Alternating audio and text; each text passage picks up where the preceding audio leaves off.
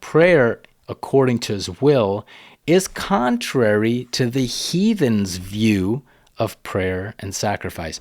We know that in the time of Elijah, they had this giant altar created for the Baal worshipers. And man, did they really try to get their God, their lowercase g, non-existent God, to answer their prayer. Man, they did everything.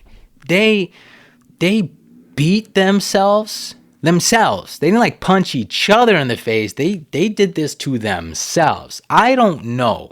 This is not a mosh pit. This is worse, because a mosh pit is you just roughhousing with a bunch of people. Some of them could be severe. Some of them could be less severe. I think they're all messed up. But this is people literally beating themselves, like in an organized thing. And Elijah was watching this. I would probably have been like him too. Like, hey, scream louder. Maybe he's asleep. Like, if I saw a bunch of people wailing on themselves, I think there'd be somewhat of a chuckle and a great concern as well, because this is bad. This is wrong.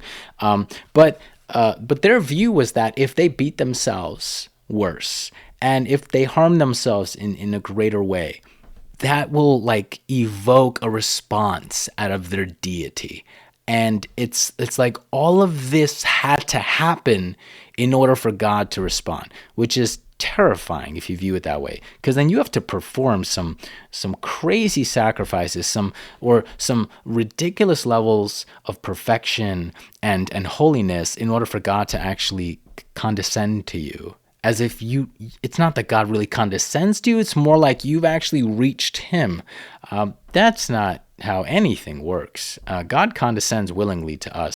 Because I be worried about your soul, while you still be doubting you got a soul.